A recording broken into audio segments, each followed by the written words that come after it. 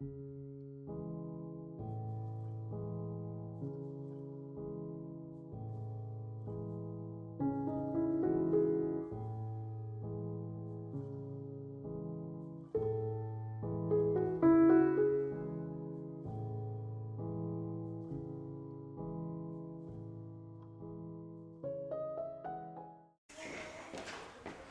right, hello everyone again. I'm going to talk about another crazy cult this time. So I'm going to start with the Seventh-day Adventists. So the seventh day and the Seventh-day Adventists talks about the Sabbath, which they believe is holy, and they believe it should be kept no matter what.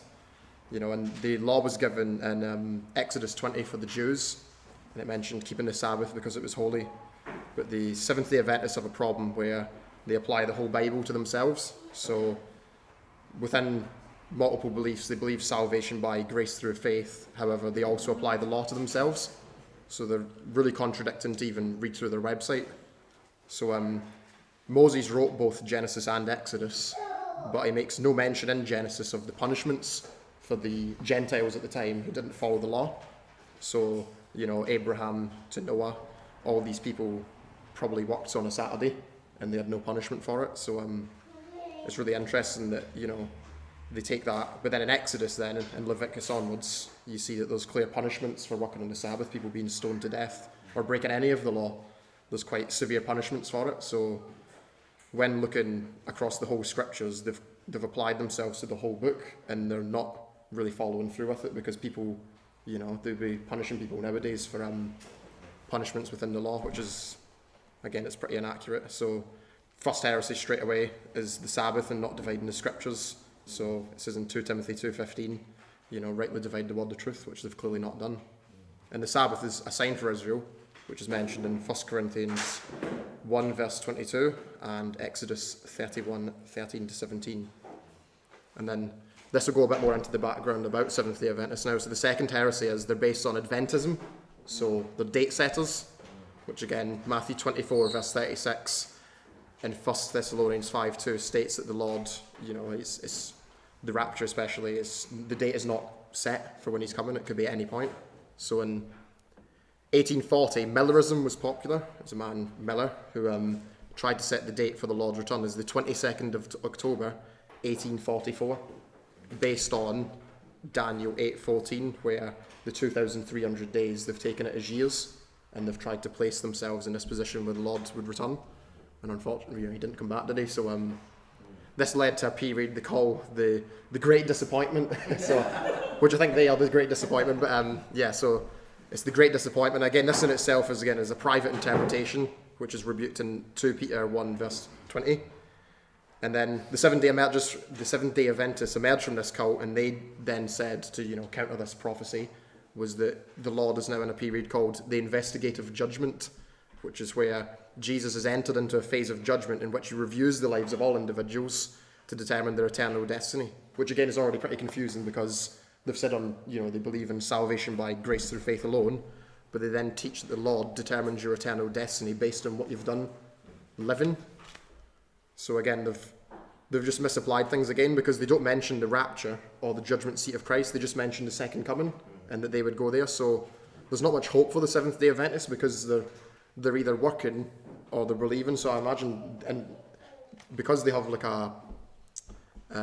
conference, they can change their beliefs over time. And I think they've had so many chops and changes throughout since they've formed that they've got no assurance of salvation or hope of the Lord returning because they're essentially waiting for the tribulation to finish. So the third heresy now, and again this moves on to the conferences, because they have these conferences, they've then decided from I think it's 2012 onwards that they can have women pastors. So they've held a lot of conference votes now. So they've actually got women pastors teaching in Seventh-day Adventist churches. And again, they've had a bit of back and forward. A lot of them don't agree, but because, they've opened it up to voting, they've now allowed women pastors in the church. And again, that's rebuked in 1 Timothy 2 verse 12, which states that a woman isn't appointed to teach. And then again, if I look at this from an outside perspective, you want to know what the gospel is that they teach. And if you check the gospel that the Seventh-day Adventists use, they actually use the gospel from Revelation 14, verses 6 and 7, which is the everlasting gospel. And again, this is rebuked in Galatians 1:8, talking about an angel preaching another gospel, which was similar to the Mormons, where we've actually got another gospel again. And again, this causes confusion because it's not fulfilled yet, and it's not what other Protestant denominations have teach. Like we teach 1 Corinthians 15 verses 1 through 4, which clearly states salvation is by believing in the Lord Jesus. However, they don't, and again, it goes against their own belief where they said the gospel is by salvation through grace. So it's interesting. So again, lots of contradictions in this denomination. And then the fifth heresy is they have no final authority because initially I think they used the King James Bible, but they've now, especially on their website, they've got quotes from numerous different versions. So they've changed belief. Like initially they believed in, I think it's Arianism, which you would think is, I thought it was Arian as in the race, but it's not. So when you look into it, it's actually the belief that Jesus was not co-eternal with God the Father. It was that he was the Son, similar to what Christian was saying. And then this is where the denomination kind of set off from the rest of the Adventist cults. Because of Ellen G. White, who was considered to be a prophetess. She had multiple visions about New Jerusalem, vegetarianism, and, like I said, God the Father and Jesus being physical beings. So it's all it's really confusing. I found it really hard even looking on the website to try and pick out 5 separate things because they contradict themselves so much.